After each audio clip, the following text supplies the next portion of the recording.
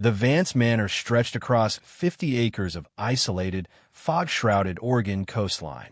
From the outside, it looked like a breathtaking monument to architectural perfection. Soaring glass facades, gray stone pillars carved by hand, and manicured lawns that sloped gently toward the crashing waves of the Pacific Ocean. When the rare sunlight caught the massive windows, the estate gleamed like a jewel. But inside those towering walls, there was only silence. Not the peaceful, restful kind of silence that brings comfort at the end of a long day, but a heavy, suffocating silence. It was the kind of quiet that felt alive, like a dark fog hanging over the marble corridors, trapping everything and everyone inside it. The servants moved through the massive hallways like ghosts. Their footsteps were entirely soundless, muffled by thick, custom-made wool carpets. They spoke only when absolutely necessary, and even then, their voices were reduced to hurried, anxious whispers. They had all learned the rules very quickly. Mr. Vance demanded absolute, uninterrupted quiet. No music was ever permitted to echo through the grand ballrooms. No television screens blared background noise in the lounges. No laughter bounced off the high, vaulted ceilings. The house was a pristine, multi-million-dollar tomb, and somewhere deep inside that silence, a father was slowly drowning. Arthur Vance sat in his mahogany-lined study most evenings, long after the staff had gone to bed. He never turned on the main lights. Instead, he allowed the amber glow of the fireplace to cast long, flickering shadows across the room. His eyes would inevitably drift upward, locking onto the massive, gold-framed oil painting that hung directly above the mantel. It was a family portrait painted 9 years ago. There she was, Catherine, his wife.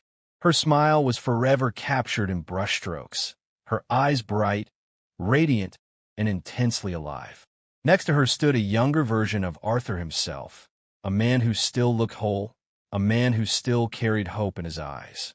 And nestled safely between them in the painting was an infant girl, barely a few months old. It was Lily, captured in a moment of perfect warmth before the world shattered into pieces. Catherine had died the exact day Lily was born. Complications, the high-priced obstetricians had called it.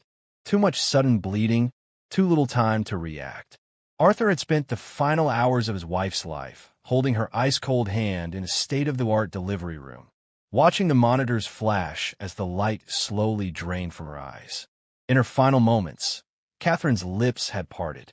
She had tried desperately to say something to him, her mouth moving with intense urgency, but no sound had come out, just a silent, desperate breath. Arthur had never forgiven himself for that night. The guilt sat on his chest like a massive iron weight that he could never lift, crushing his spirit day after day. He was a man who built empires, a tycoon who bought and sold companies with a single phone call, yet he had been entirely powerless to save the one person who mattered. If he had only chosen a different hospital, he would tell himself. If he had demanded a better team of specialists, if he had been paying closer attention to her prenatal care, maybe she would still be here. Maybe his life wouldn't be a hollow shell. But the tragedy didn't stop with Catherine's passing. As Lily grew from an infant into a toddler, Arthur noticed a terrifying pattern. While other children turned their heads toward the sound of opening doors or clattering toys, Lily remained perfectly still. When thunder shook the heavy glass windows of the coastal estate, she didn't flinch. When Arthur called her name, she never looked up. By her second birthday, the cruel reality was laid bare. Lily lived in the exact same absolute silence that had claimed her mother's final breath. She was completely deaf. Arthur refused to accept the diagnosis. He possessed billions of dollars, and he truly believed that money could command reality.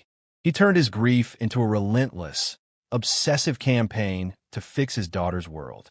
He bought private medical equipment that rivaled top research facilities. He hired private jets to fly Lily across the Atlantic to elite neurological institutes in Switzerland and Germany. He spent weeks in Tokyo, sitting in ultra-expensive waiting rooms while scientists who charged thousands of dollars an hour ran endless diagnostics, brain scans, and auditory nerve procedures on his little girl. Every single trip ended in the exact same devastating way. The world's most renowned otolaryngologists and neurosurgeons would step out of the examination rooms, slide their glasses down their noses, and look at Arthur with a mixture of pity and finality. They would hand him thick, leather-bound medical folders filled with high-resolution imagery and say the exact same words. "Mr. Vance, your daughter's deafness is an incurable congenital defect. The auditory pathway is entirely non-responsive. There is absolutely nothing modern medicine can do. For her sake, and for yours, you need to accept this." Accept it? How could a man like Arthur Vance accept that his only child would live her entire life trapped in a sensory vacuum? How could he accept that Lily would grow up never knowing the sound of the ocean waves crashing against their cliffs, never hearing a melody, and worst of all, never hearing her father say the words, "I'm sorry your mother isn't here"? He couldn't accept it. His stubbornness became his armor. He kept writing massive checks, kept funding obscure medical trials, and kept desperately hoping that somewhere on Earth, a brilliant mind would uncover the key to unlocking his daughter's ears. What Arthur Vance's brilliant mind failed to realize, however, was that the miracle he was spending millions to buy wasn't waiting for him in a sterile European hospital or a high-tech Japanese lab. It wasn't going to come from a man with a row of medical degrees hanging on a wall. It was going to come from a woman he would never think to look at twice. A woman who was about to step through his front door with nothing but deep faith in her heart, calloused hands, and a mountain of bills she had no way to pay. Her name was Maya Clark, and she was about to turn the silent empire of the Vance estate completely upside down. Maya Clark arrived on a Tuesday morning in late October. The Pacific Northwest sky was a bruised, heavy gray, the kind of cold, damp weather that makes a person's bones ache and makes every financial burden feel twice as heavy as it already is. She stood just outside the wrought iron security gates of the Vance estate, her fingers tightly gripping the worn straps of her canvas bag to stop her hands from trembling. Her breath misted in the crisp, salt-tinged air. She looked up at the stone pillars flanking the entrance, feeling entirely microscopic. This job was her absolute last line of defense. Back in a cramped, drafty apartment in Seattle, the reality of Maya's life was laid out in a terrifying stack of papers on her kitchen table. The letters were always printed on bright pink or deep red paper. Final notices, overdue warnings, and court dates.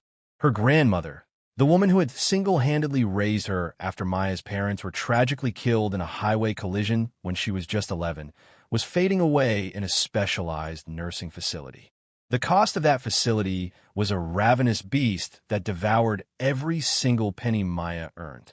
3 days ago, the administrator of the home had called her into a sterile, carpeted office. The message was delivered with a cold, corporate politeness that made Maya's blood run cold. They were 3 full months behind on payments. If Maya couldn't clear at least half the balance by the end of the month, her grandmother would be discharged and transferred to an underfunded, state-run facility downtown. Maya knew what those places were like. They were dark, overcrowded institutions where elderly residents became numbers on a spreadsheet, where no one had the time to hold a fading woman's hand or listen to her stories. Maya refused to let that happen. Her grandmother had worked 2 cleaning jobs well into her 60s to keep clothes on Maya's back and food in her stomach. She had knelt by Maya's bed every single night, praying over her future when the world felt impossibly cruel. That woman deserved a dignified, peaceful place to spend her final days, not a cold room surrounded by overworked strangers. So when a high-end domestic agency in Seattle posted an immediate opening for a live-in maid at a secluded billionaire's estate on the coast, Maya didn't hesitate.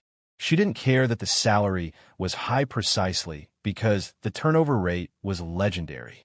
She didn't care that the wealthy family was rumored to be impossibly demanding. She just needed the paycheck. She needed to save her grandmother. The massive iron gates clicked loudly, swinging inward with a slow, mechanical groan. Maya swallowed the lump of anxiety in her throat, squared her shoulders, and began the long walk up the winding, tree-lined driveway. The towering pine trees on either side of the pavement seemed to lean over her, blocking out what little gray light the sky had left. As she walked, she looked down at her hands. The dark, rich skin was rough around the cuticles, worn down from years of harsh chemical cleansers and repetitive scrubbing. She didn't have a college degree. She didn't have a fancy resume or elite references. But she possessed an ironclad work ethic and an extraordinary capacity to notice the details that others chose to ignore. Her grandmother had always told her, "Maya, honey, the world is full of people who look, but very few who actually see.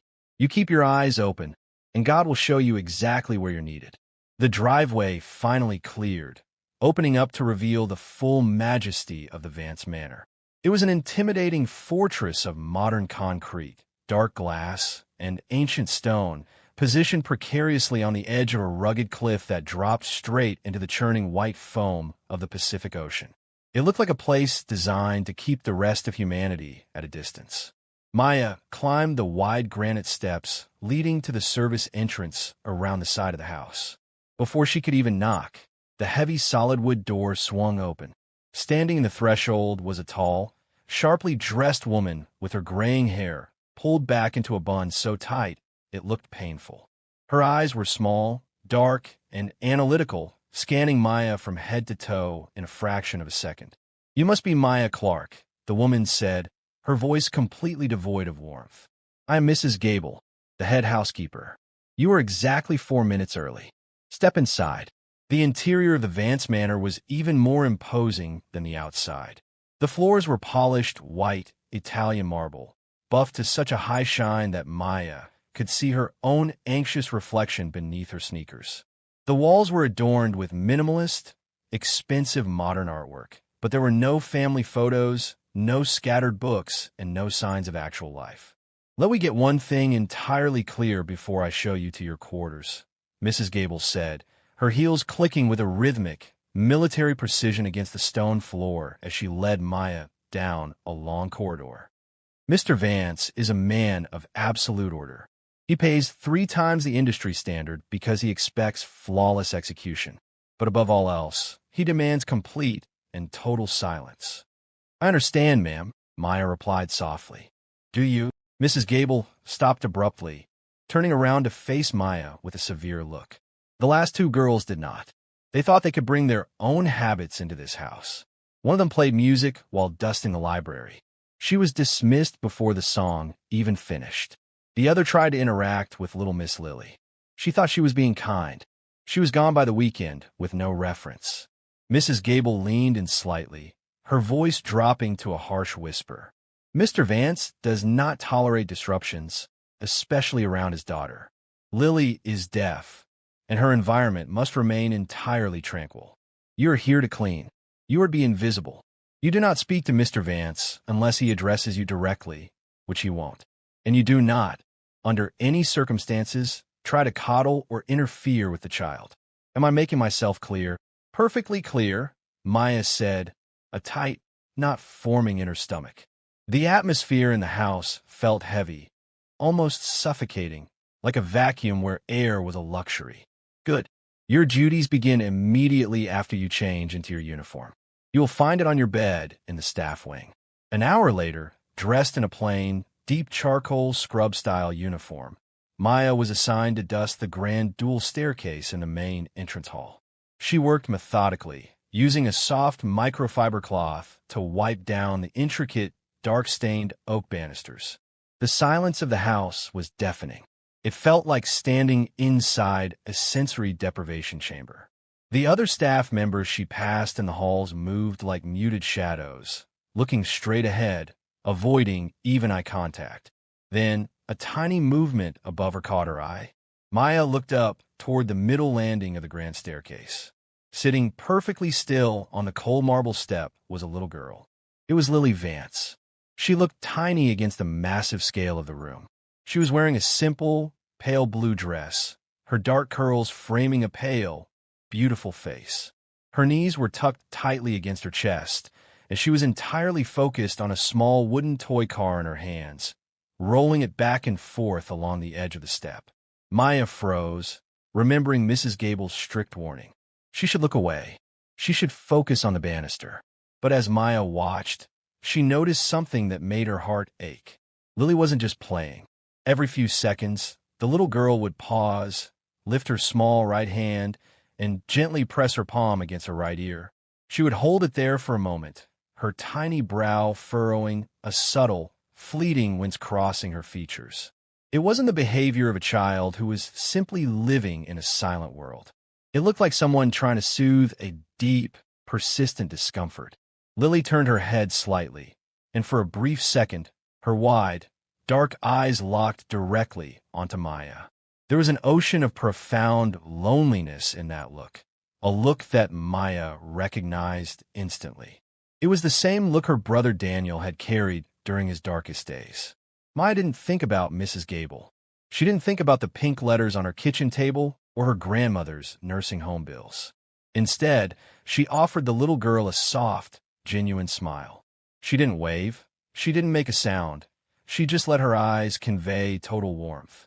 Lily blinked, her expression shifting from cautious surprise to curiosity. But before the moment could deepen, the sharp, unmistakable click of Mrs. Gable's heels echoed from the adjacent hallway. Lily instantly pulled her gaze away, staring back down at her wooden car, her tiny shoulders sinking back into a defensive posture. Maya quickly returned to her dusting, her heart hammering against her ribs. That night, as Maya lay in her small, sterile room in the staff wing, she couldn't erase Lily's face from her mind. The way the girl touched her ear over and over again danced behind her eyelids. Why was she wincing? Maya thought. If she was born completely deaf, if there was no nerve response, why does she look like she was reacting to something inside her head? 2 weeks passed, and Maya settled into the rigid, frozen rhythm of the Vance manor. She cleaned the endless rooms, polished the silver, and scrubbed the glass windows that looked out over the crashing gray tides of the ocean. She was a ghost in a house of ghosts, just as Mrs. Gable demanded. But every single day, her eyes sought out Lily. The little girl was always isolated. Her father, Arthur, was wrapped up in an impenetrable fortress of grief and corporate phone calls, barely looking at his daughter when they shared silent, stiff dinners in the formal dining room. The rest of the staff treated Lily's silence like it was a contagious curse. They walked past her as if she were a piece of the expensive modern furniture. But Maya kept watching, and the more she watched, the more certain she became that something was terribly wrong. Lily wasn't just living in a peaceful, quiet world. She was trapped in a painful one. The way the little girl pressed her small palm against her right ear had become more frequent. Sometimes, while sitting in the sunroom trying to assemble complex puzzles, Lily would suddenly squeeze her eyes shut, her entire body tensing up as she held her head. Maya knew she had to tread carefully. One wrong move, one loud conversation, and Mrs. Gable would hand her a pink slip, ending her ability to save her grandmother. She couldn't use words. She couldn't use sound. So, she decided to use paper. On a rainy Thursday afternoon, Maya was cleaning the library when she found a bin of discarded, high-quality linen scrap paper in the corner office. She sat on her knees behind a massive oak desk, well out of sight of the doorway, and began to fold. Her grandmother had taught her origami when she was a child to keep her calm during stormy nights. With quick, practiced movements, Maya transformed a square of crisp white paper into a delicate, elegant crane with wings outstretched. She hid the paper bird in the pocket of her charcoal uniform. An hour later, she spotted Lily sitting alone on the third step of the grand marble staircase. Her small shoulders slouched as she stared blankly out the towering front windows. Maya walked past, keeping her head down. As she reached the step just above Lily, she subtly let the paper crane slip from her hand. It fluttered through the air, landing softly right next to Lily's wooden toy car. Maya didn't stop walking. She kept her pace steady, heading down the hall toward the kitchen. But just before she turned the corner, she glanced back over her shoulder. Lily had picked up the paper bird. She was holding it up to the dim light, turning it over and over with wide, wondering eyes. A tiny, fragile smile broke across her face, the very first smile Maya had seen from the child since she arrived. Lily looked around the empty hall, trying to find where the miracle had come from. but Maya had already stepped into the shadows of the kitchen. The next afternoon, Maya left another bird, this time a small paper butterfly, on the windowsill of the sunroom where Lily spent her mornings. By Monday, it had become a beautiful, unspoken routine. A paper fox left on a hallway chair, a paper turtle placed near the garden door. Lily began to carry a small velvet pouch with her, guarding her growing collection of paper creatures like absolute treasure. Then came the shift. On a Wednesday morning, Maya was sweeping the long corridor leading to the art gallery. Lily was sitting nearby on a plush bench. When Mrs. Gable walked past, both of them went rigid, playing their parts perfectly. But the moment the head housekeeper's footsteps faded into the distance, Lily stood up. She walked directly over to Maya. She didn't speak, but she reached out and gently tugged on the hem of Maya's charcoal uniform. Maya dropped to her knees, bringing herself down to Lily's eye level. Her heart raced, praying no one would walk in. Lily reached into her velvet pouch, but she didn't pull out one of Maya's creations. Instead, she pulled out a crudely folded, slightly crumpled piece of drawing paper. She extended her small hands, offering it to Maya. Maya took it carefully and unfolded it. Inside was a drawing of a bright, golden-yellow sun shining over a massive, turbulent ocean. And underneath the drawing, written in shaky, uneven 8-year-old handwriting, were two simple words: "Thank you." An overwhelming wave of emotion crashed over Maya's chest. Tears pricked the corners of her eyes. She looked at Lily, whose dark eyes were staring at her with total, unadulterated trust. Maya didn't care about the rules anymore. She lifted her hands and made a small, gentle gesture, pressing her right hand over her heart, then extending it outward toward Lily. "I see you," the gesture said. Lily's eyes lit up with a brilliant spark. She immediately copied the gesture, pressing her tiny hand to her chest and pushing it toward Maya. Then, she did something else. She took her two flat hands and pressed her palms tightly together, leaning her cheek against them, before pointing directly at Maya. Maya didn't know formal sign language, but she understood this perfectly. Lily was telling her, "I feel safe with you." The beautiful, silent connection between the maid and the billionaire's daughter couldn't remain a secret forever in a house built on surveillance and control. A week later, Maya was standing in the cavernous, industrial kitchen of the manor, washing the heavy silver trays used for Arthur Vance's private business luncheons. The water was steaming, the scent of lemon-scented dish soap filling the air. Suddenly, the kitchen door swung open with a sharp click. Maya turned around, her breath catching in her throat. Mrs. Gable stood in the doorway, her arms tightly crossed over her chest, her expression colder than the winter frost outside. "Leave the silver, Maya. Step away from the sink," Mrs. Gable commanded, her voice cutting through the steam like a razor blade. Maya dried her hands on a towel, trying desperately to keep her composure. "Yes, Mrs. Gable? Is there something wrong with the East Wing?" "Do not play foolish with me," Mrs. Gable snapped, walking over until she was standing mere inches from Maya. She reached into her apron pocket and slammed a small, white paper crane onto the stainless steel counter. It was slightly crushed. "I found this under Lily's pillow this morning during my inspection," Mrs. Gable said, her eyes boring into Maya's soul. "And the chef tells me he saw you kneeling in the hallway with the child 2 days ago. What did I tell you on your very first day in this house, Maya?" "You told me to be invisible, ma'am," Maya whispered, her voice trembling. "I was only trying to be kind. The little girl is so isolated. She's so lonely. Her isolation is none of your business," Mrs. Gable hissed, slamming her hand down on the counter. "Mr. Vance pays for the absolute best tutors, the best therapists, and the best security on the planet. He does not pay a maid from Seattle to play mother to his disabled child. Do you have any idea what happens if Mr. Vance catches you interfering? He will think you're trying to manipulate his daughter. He will fire you on the spot. He will sue the domestic agency. And I will be held responsible." Mrs. Gable stepped closer, her breath smelling faintly of black coffee. "I know why you took this job, Maya. I reviewed your file. I know about your grandmother in the Seattle facility. I know you are desperate for this paycheck. The mention of her grandmother felt like a physical blow to Maya's stomach. She felt the walls closing in. "If I see you look at Miss Lily again," Mrs. Gable warned, her voice dropping to a deadly, quiet register. "If I find so much as a single scrap of folded paper in this house again, you will be thrown out of these gates before your bags are even packed. No second chances. No differences. You will leave here with a black mark on your record that will ensure you never work in domestic service again. Think about your grandmother, Maya. Is a paper toy worth her being thrown into the streets?"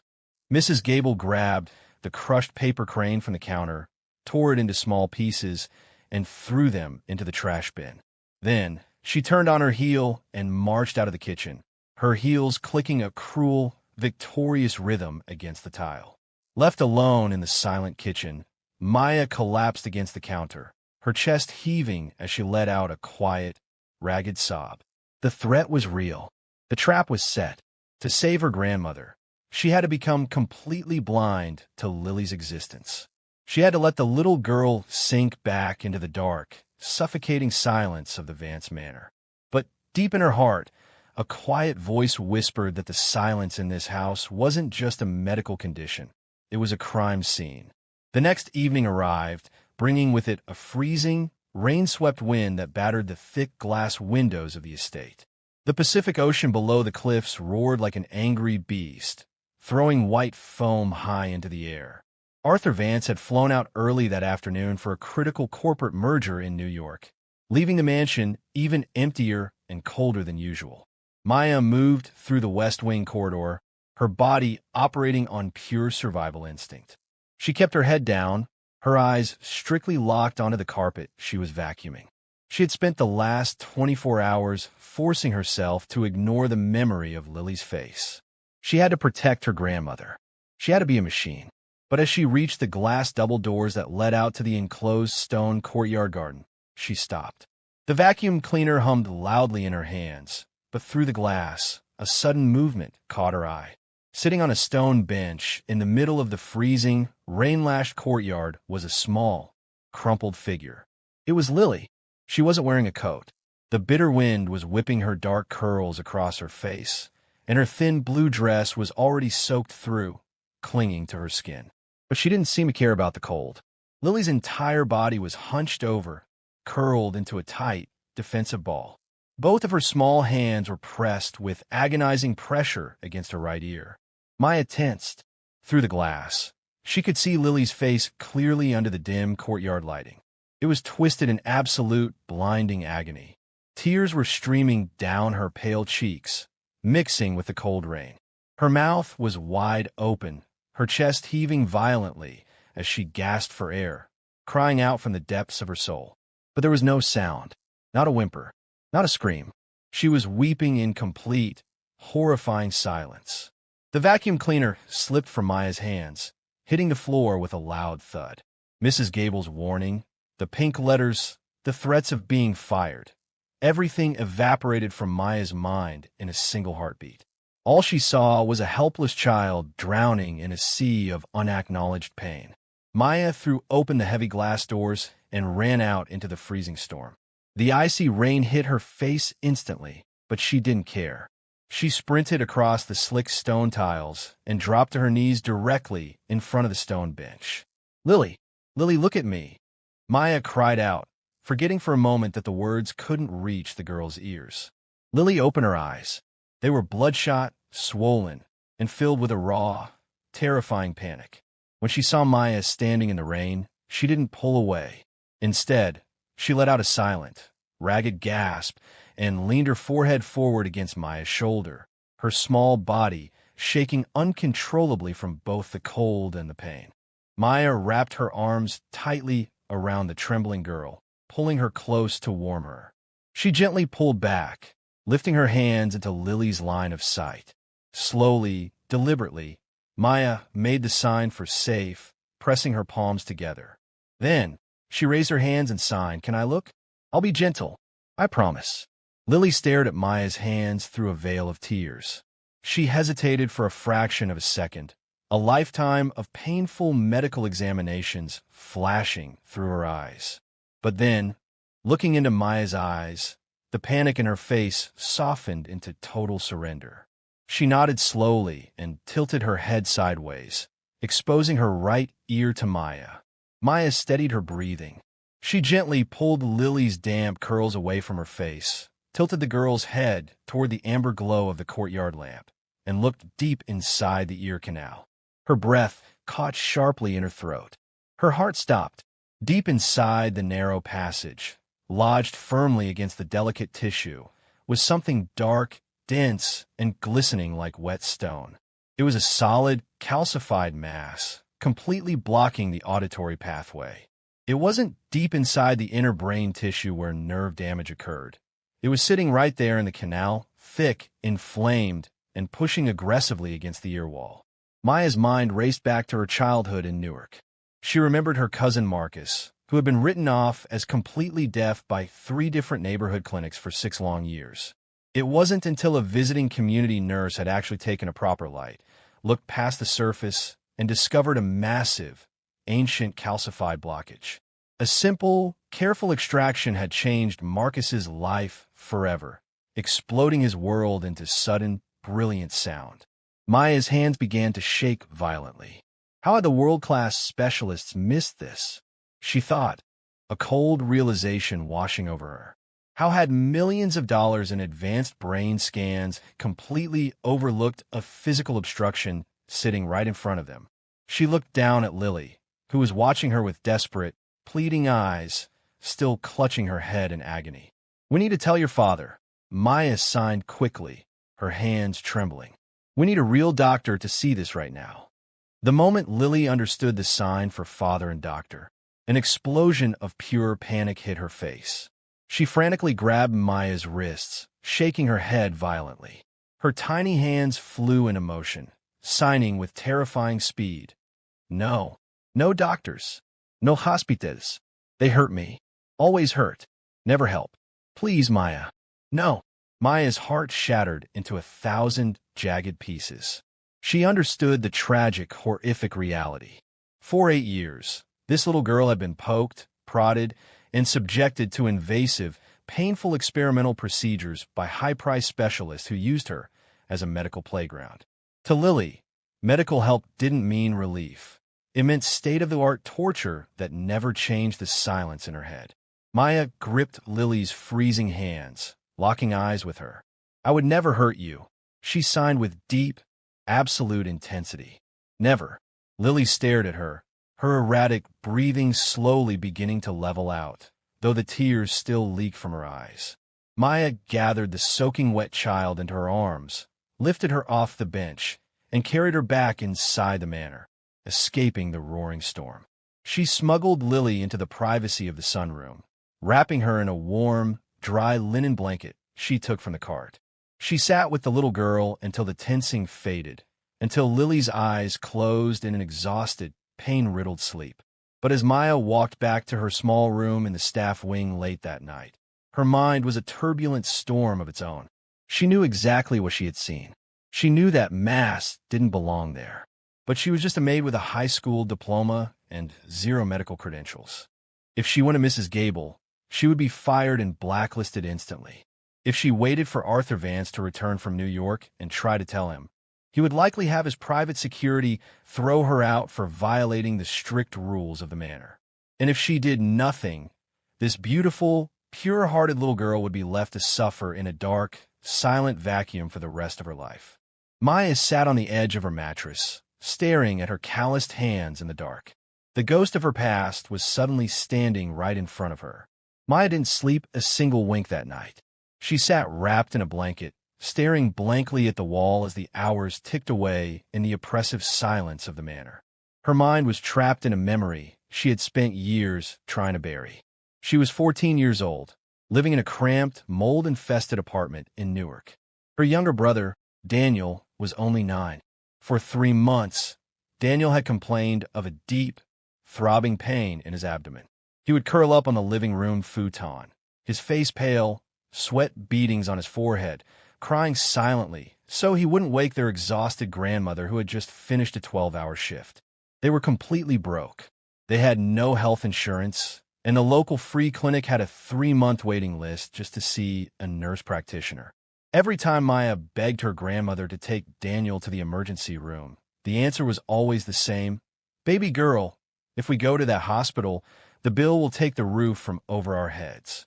We just need to pray, give him some aspirin, and wait for the clinic date." So Maya had waited.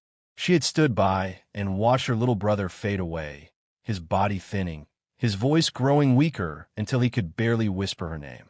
On a Tuesday morning, the pain became too much. Daniel's appendix ruptured. He had collapsed onto the linoleum kitchen floor, gasping for air, his eyes rolling back in his head as he tried desperately to speak to Maya.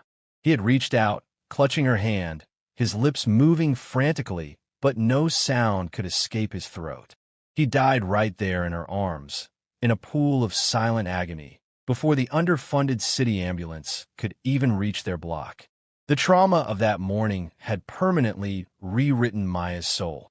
She had sworn an oath to God and to herself that she would never, ever stand by and watch a child suffer again, just because the system said she didn't have the status or the money to interfere. And now, history was repeating itself in a multi-million-dollar mansion on the Oregon coast. The stakes were different, the wealth was astronomical, but the neglect was exactly the same. Lily was drowning in silence, and the highly paid professionals had built a wall of expensive lies around her condition. Maya stood up, her jaw tightening. The fear that had paralyzed her for weeks suddenly burned away, replaced by a fierce, protective maternal rage. She walked over to the small vanity mirror in her room. "The Lord doesn't call the equipped," she whispered to her reflection, her grandmother's favorite scripture echoing in her mind. "He equips the called." She reached in her canvas bag and pulled out a small, steel first aid kit she kept for her own emergencies. From it, she extracted a pair of long, professional-grade medical tweezers that her grandmother had used for splinters and stitches during their years in Newark. She boiled a small pot of water on the staff kitchen stove in the dead of night, thoroughly sterilizing the metal instrument before wrapping it securely in a clean, antiseptic wipe. She slipped the tweezers into the deep pocket of her charcoal uniform. Tomorrow evening, Arthur Vance would still be in New York. Mrs. Gable would be locked in her office, completing the monthly inventory logs. The mansion would be at its quietest. Maya closed her eyes, offering a silent, desperate prayer into the heavy quiet of the manor. "Lord, guide my hands. If I am wrong, let the punishment fall on me alone. But if I am right, let this child finally hear." The next evening arrived with an eerie, breathless stillness. The roaring storm from the night before had completely passed, leaving behind a thick, creeping coastal fog that pressed against the massive glass windows of the Vance Manor, cutting it off entirely from the rest of the world. Arthur Vance was still stranded in New York due to delayed flight schedules. By 8 o'clock, the staff kitchen was empty, and the long marble corridors were cast in deep, amber twilight. Mrs. Gable was locked away in the West Wing office, buried under a mountain of physical inventory logs and spreadsheets. The house was at its absolute quietest. Maya's heart hammered against her ribs like a trapped bird as she walked down the long hallway toward sunroom. Her fingers were tightly clasped around the sterilized, steel tweezers resting deep inside the pocket of her charcoal uniform. Every instinct in her body screamed that she was stepping over a dangerous cliff, but the memory of her brother Daniel pushed her forward with an unstoppable force. She slipped through the heavy double doors of the sunroom. Lily was sitting alone on a plush velvet sofa, wrapped in a thick knit blanket. A single floor lamp cast a warm, golden circle of light around her.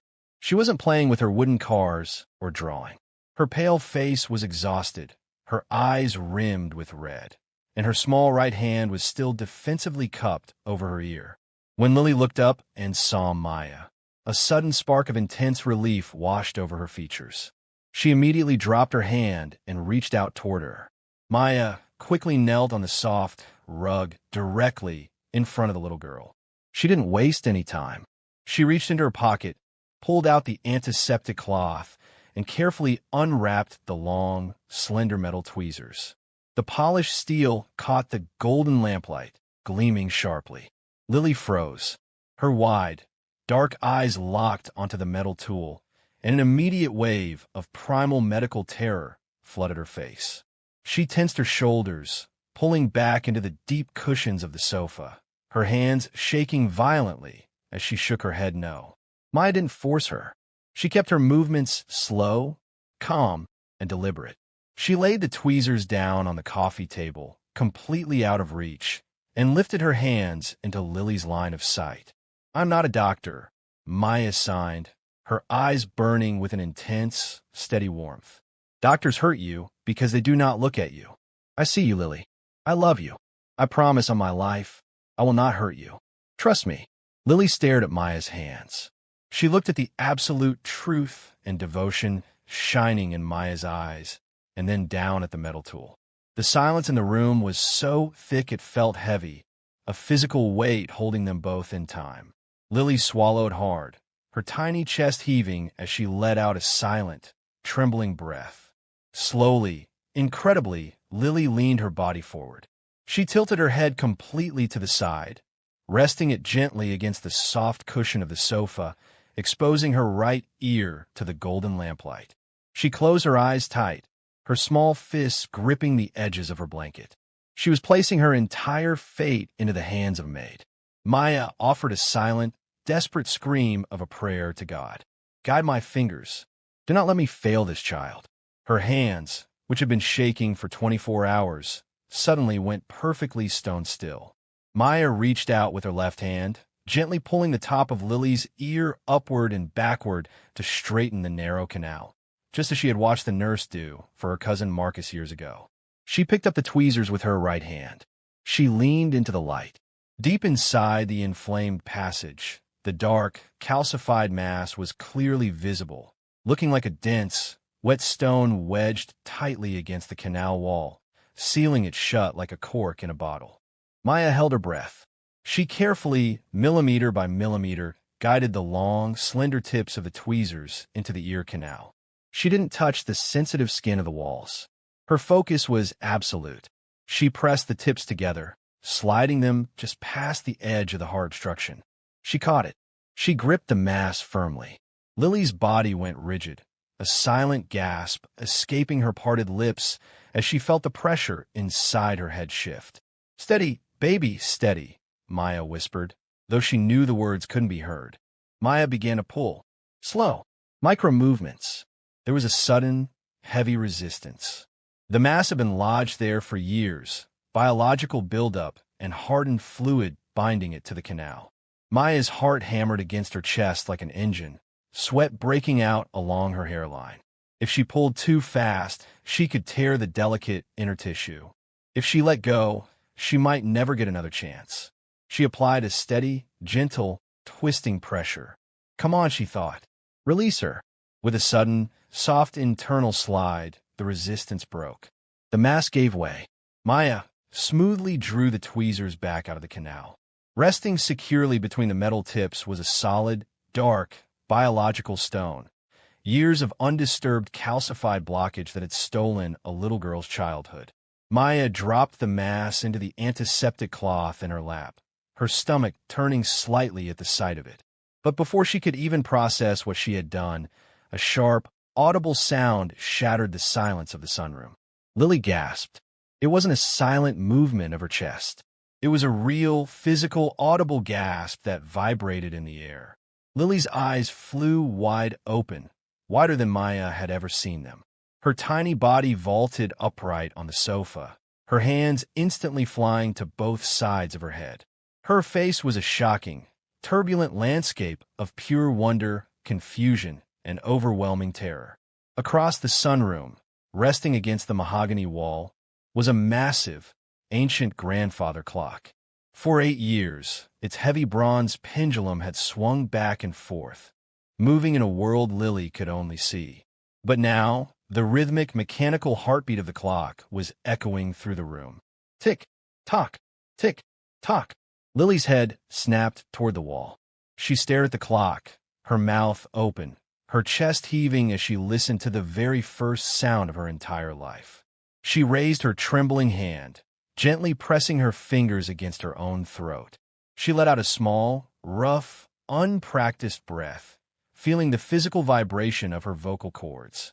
She looked back at Maya, her eyes swimming in massive, pooling tears. Her lips parted, and a sound came out of her mouth, broken, cracked, and entirely raw, but a real, beautiful human word. Didad, Lily whispered. Maya burst into silent, overwhelming tears. She threw her arms around Lily, pulling the little girl into her chest, holding her tight as Lily's world exploded into a symphony of sound for the very first time in 8 long years. "You can hear, baby," Maya sobbed in her dark curls, squeezing her close. "Thank God you can hear." But the beautiful, miraculous bubble was brutally shattered a second later.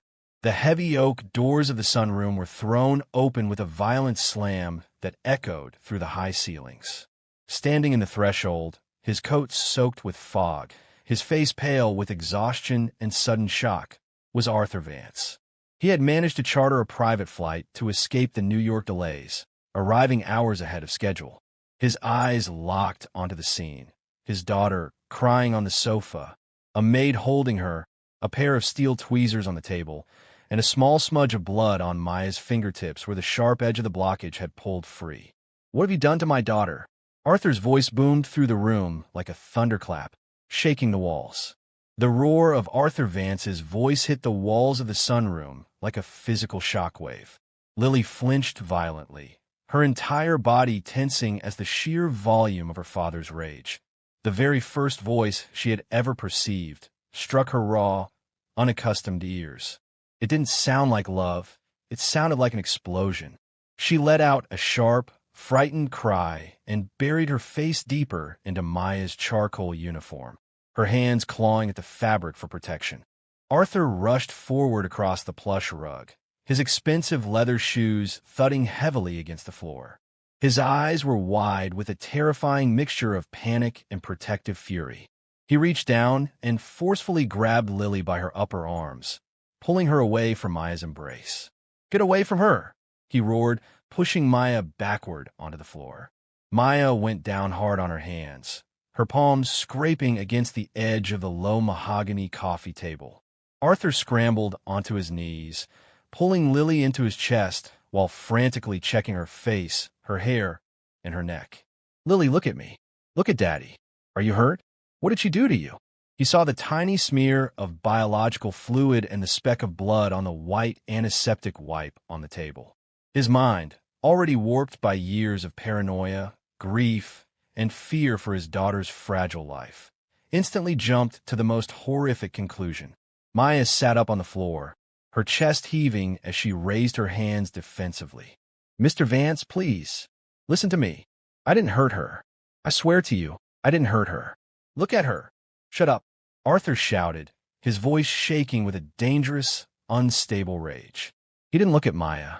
He kept his eyes locked on Lily, whose face was a mask of pure, overwhelmed shock. "Security!" he bellowed at the top of his lungs, his voice echoing out into the grand hallway. "Security, get in here right now." Within seconds, the heavy double doors of the sunroom burst open again. 2 large, sharply dressed estate security guards in black tactical suits sprinted into the room, their hands resting on their holstered weapons. Mrs. Gable followed immediately behind them, her face pale, her hands clutched over her mouth in absolute horror as she saw the chaos. "Mr. Vance," Mrs. Gable gasped. "What happened?" "I told her. I warned her to stay away. Get this woman out of my house," Arthur commanded, pointing a trembling, furious finger at Maya. "She assaulted my daughter. She used some kind of metal tool on her. Hold her in the security office and call the local police department immediately. I want her arrested. I want her charged with every felony on the books." The 2 large guards moved in instantly. One of them grabbed Maya roughly by her upper arm, pulling her off the floor with enough force to make her wince. The other guard stepped between Maya and the sofa, cutting off any path to the child. "Sir, please, just look at your daughter's face," Maya cried out, refusing to struggle against the guard's grip, but using the power of her voice to cut through the panic. "She isn't crying from pain, Mr. Vance. She's hearing you. She can hear. You're insane. Arthur hissed, his eyes burning with disgust. You're a sick, delusional girl trying to cover up what you've done. Lily is deaf. She has irreversible nerve damage. You could have killed her or permanently infected her brain with whatever filth you just put inside her head. The guard began to drag Maya backward toward the door. But then the most miraculous, reality-shattering sound tore through the room. Deed-on. The word was loud. It was clumsy, unformed, and completely unpolished, bursting from Lily's throat like a physical force. Arthur froze. His entire body went completely rigid, as if a bolt of lightning had passed straight down his spine. The guards stopped dead in their tracks, their grips loosening on Maya's arms. Mrs. Gable let out a sharp, strangled gasp, her eyes widening so far they looked ready to pop from their sockets. Lily pulled herself out of her father's tight grip. She stood up on the velvet sofa, balancing herself on the soft cushions. Her chest was heaving, her face covered in fresh tears, but her eyes were fixed entirely on the guards who were holding Maya. She opened her mouth again, her tiny hands reaching out desperately toward the maid. No, no, take, Maya, Lily screamed. It was a real scream. It wasn't the silent, hollow movement of a child acting out frustration. It was a loud, resonant, agonizingly beautiful human voice filled with desperate, frantic emotion. Arthur slowly, mechanically turned his head up to look at his daughter. His face was stark white, the color completely draining from his lips. He looked like a man who was looking at a ghost. His breath caught in his throat, a ragged, choking sound escaping his chest. Lily, Arthur whispered, his voice cracking so deeply it barely carried across the couch. What? What did you just say? Lily didn't look at him. She was staring at Maya, her small hands forming the sign for safe over and over again, pressing her palms together and pointing at the maid. Maya, help me, Lily sobbed, the rough words tumbling out of her mouth as her brain rapidly tried to connect the physical movements of her throat with the brand new sensations flooding her ears. Arthur's legs suddenly gave out beneath him. The multi-billionaire, a man who controlled international shipping empires and dictated terms to world leaders, collapsed heavily onto his knees right beside the couch. His hands hovered in the air near Lily's waist, trembling so violently he couldn't even touch her. It's impossible, Arthur breathed, his mind fracturing under the weight of what he was witnessing. It's a seizure. It's a neurological anomaly. It's not real. The sheer weight of his denial, built over 8 long years of trauma and expensive medical lies, was too heavy to break in a single second. The primal fear that Maya had permanently damaged his child's brain took over. He snapped his head back toward the guards, his eyes wild. Take the maid to the office. Lock her in, and call an ambulance right now. Get the emergency response team from the private hospital clinic on the line. Move. Mr. Vance, look at the wipe. Maya screamed as the guard began to drag her out into the hallway. Look at what came out of her ear. It was a blockage. The specialists lied to you. The heavy oak doors of the sunroom slammed shut, cutting off Maya's voice. As she was marched down the long, cold marble corridors toward the isolated security room near the service entrance, Maya didn't fight. She didn't panic about the police. She didn't even think about her own future or her grandmother's bills. All she could hear, echoing in the silence of her mind, was the beautiful, rough, life-changing sound of Lily's voice calling her name. 20 minutes later, Maya sat alone in a windowless concrete security room, her hands neatly folded on a metal table, waiting for the flashing lights of the police cruisers to arrive at the iron gates. Meanwhile, out on the driveway, the gravel roared as a private, high-speed medical transport ambulance tore away from the Vance Manor, its sirens wailing into the thick, dark coastal fog, carrying a terrified billionaire and a little girl whose world had just exploded into sound. The private wing of the St. Jude Medical Complex in Portland was completely dead silent, built entirely with Arthur Vance's multi-million-dollar endowments. It looked more like a 5-star hotel than a medical clinic. There were no crowded waiting areas, no frantic intercom pages, and no smell of harsh antiseptic. Just pristine white stone floors, sound-muffling glass paneling, and an air of absolute, expensive authority. But inside the primary trauma examination theater, the atmosphere was thick with a heavy, suffocating tension.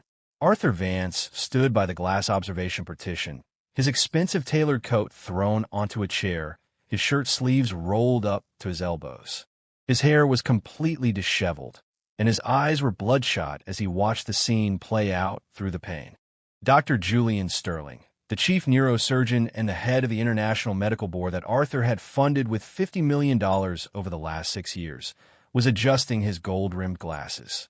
He was staring at a massive, high-definition digital screen displaying a live, fiber-optic camera feed from inside Lily's right ear canal. Beside him, 2 other senior otolaryngologists were whispering frantically, their faces stark white, their fingers tapping erratically against their digital tablets. On the examination table, Lily sat wrapped in a sterile white gown. She wasn't crying anymore. Her eyes were wide, darting around the room, tracking every single sound. The soft click of Dr. Sterling's leather shoes, the low hum of the air conditioning vents, the heavy, ragged sound of her father's breathing from the doorway. To Lily, the world had become an overwhelming, beautiful, terrifying orchestra of noise. Arthur pushed the heavy glass door open, his voice trembling but carrying an intense, dangerous edge. "Sterling, talk to me. Right now. What is happening to my daughter? Is it a neurological anomaly? Is she going to be okay?" Dr. Sterling didn't look up immediately. He slowly removed his glasses, his hands visibly shaking as he set them down on the metal tray. When he finally turned to face Arthur, the usual arrogant, clinical confidence that had defined his career was entirely gone. He looked like a man standing before a firing squad. "Mr. Vance," Sterling stammered, his voice dropping to a dry whisper. The auditory nerve is completely intact. It is fully functional. There is zero congenital degradation. Her brain is processing auditory signals at a perfectly normal baseline for a child her age. Arthur froze, his heart stopping in his chest. "What did you just say? For 8 years, you told me her nerves were dead. You had me sign papers for experimental brainstem therapies. You had me fly her to Tokyo, to Zurich, to London.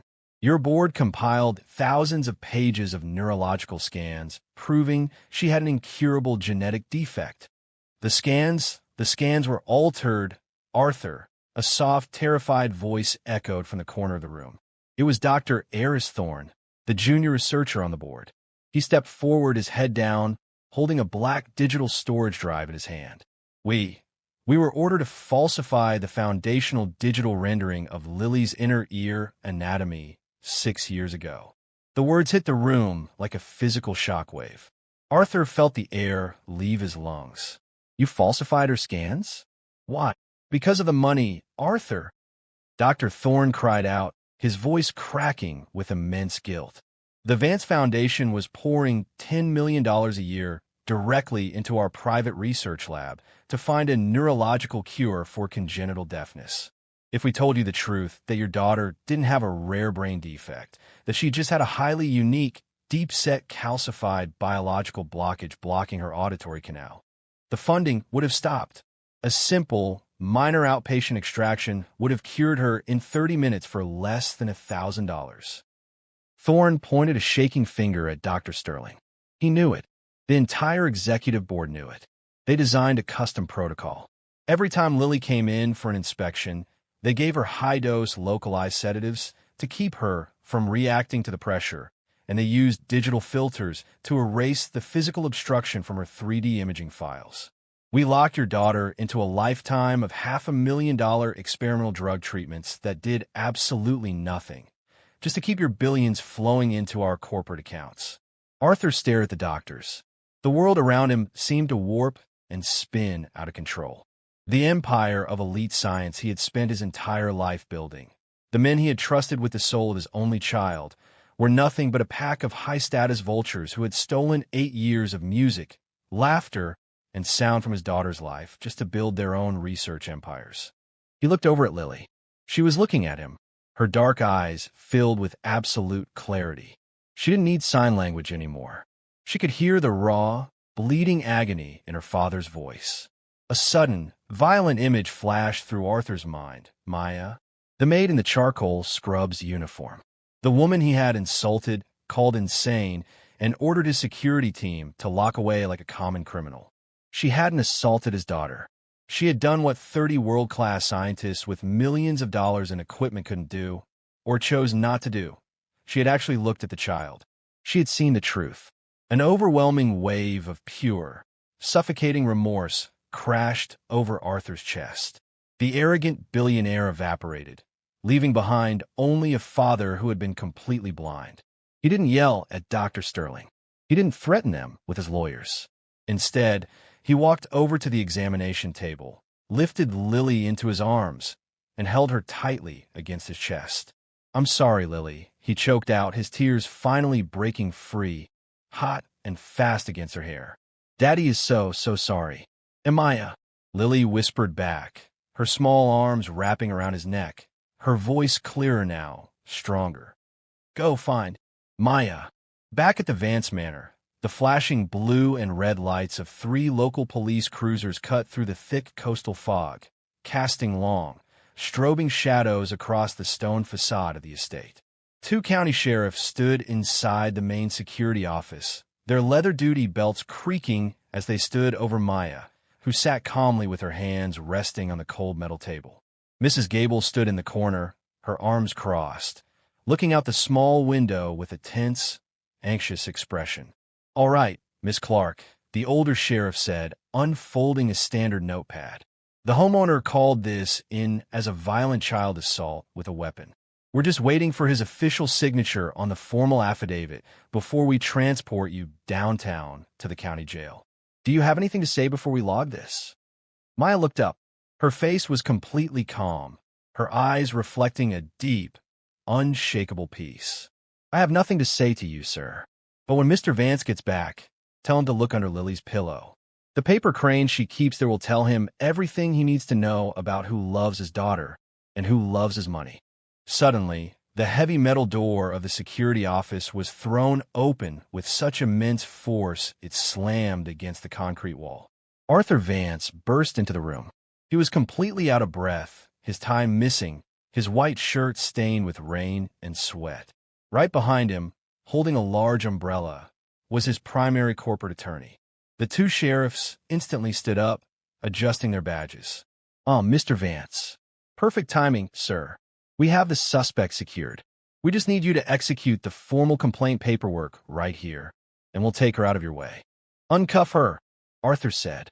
His voice wasn't booming anymore. It was low, hollow, and completely broken. The older sheriff blinked, confused. "Excuse me, sir. I said, take those cuffs off her right now." Arthur shouted, his voice cracking with emotion. He stepped past the officers, his eyes locked onto Maya's face. "And leave this room. All of you. Get out of my house." The corporate attorney quickly stepped forward, whispering to the officers and ushering them out into the hallway along with a visibly terrified Mrs. Gable. The heavy security door clicked shut, leaving Arthur and Maya alone in the stark, fluorescent light of the room. Maya sat perfectly still, watching the billionaire. Arthur didn't say a word. He walked slowly over to the metal table. Then, in a movement that would have shocked the global financial markets to their absolute core, the multi-billionaire tycoon dropped his head, his shoulders shaking violently, and sank completely to his knees on the cold concrete floor right at Maya's feet. He placed his palms flat on the floor, burying his face in his hands, weeping openly, his body trembling with the weight of an apology that words could never fully carry. "I was wrong," Arthur sobbed, his voice muffled by his hands. "I was so wrong. They lied to me, Maya.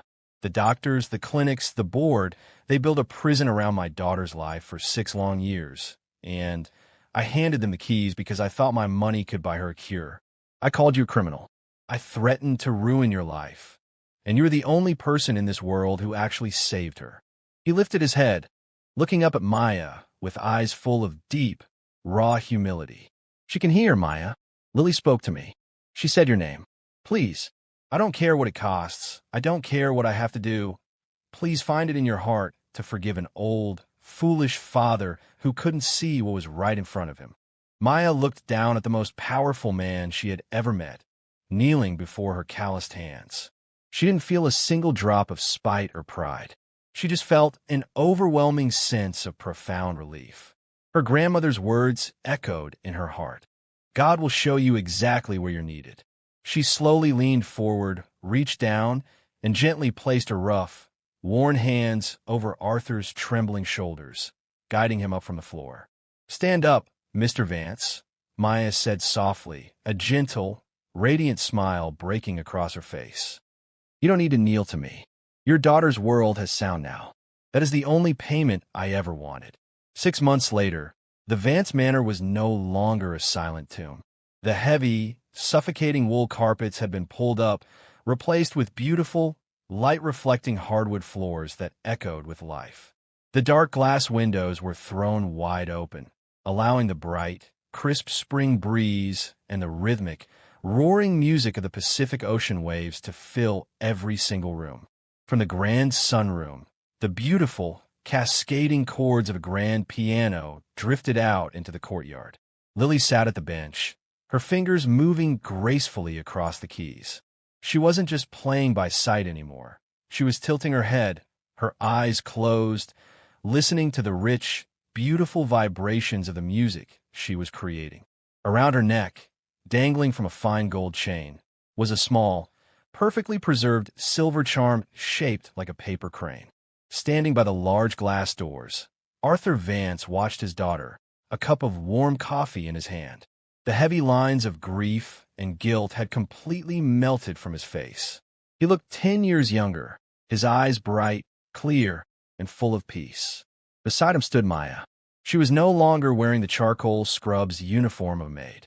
She was dressed in a comfortable, elegant knit sweater. Arthur had completely dissolved the corrupt medical board, ensuring Dr. Sterling and his associates faced federal fraud and medical malpractice charges that would keep them behind bars for decades. He had then used those same multi-million-dollar funds to establish the Daniel and Lily Foundation for Pediatric Hearing, an international nonprofit dedicated to providing free, high-quality, uncompromised ear examinations and extractions to underprivileged children all across the country. Maya was the executive director of the foundation, managing a global team of honest, dedicated specialists from her brand-new, state-of-the-art office on the estate. And back in Seattle, Maya's grandmother was no longer living in a crowded, underfunded facility. Arthur had personally purchased a beautiful private medical estate just 15 minutes down the coast, filling it with the best private nurses money could buy, ensuring the woman who had raised Maya spent her final years wrapped in absolute luxury, dignity, and warmth. Lily suddenly finished her song, the final beautiful chord vibrating through the high ceilings. She turned around on the piano bench, a brilliant, radiant smile lighting up her face. "Maya, Dad," Lily called out, her voice perfectly clear, resonant, and overflowing with pure, unadulterated joy. "Did you hear that? I got the ending right." Arthur looked down at Maya, his eyes shining with deep, unspoken gratitude. He reached out, gently squeezing her hand. "We heard it, Lily," Arthur called back, his voice thick with a beautiful, lasting happiness. "We hear you loud and clear." Maya smiled, watching the little girl run across the room to throw her arms around her father. The silence that had haunted the Vance Manor for 8 long years was permanently gone, replaced by the most beautiful sound in the entire universe. The sound of a family that had finally been found.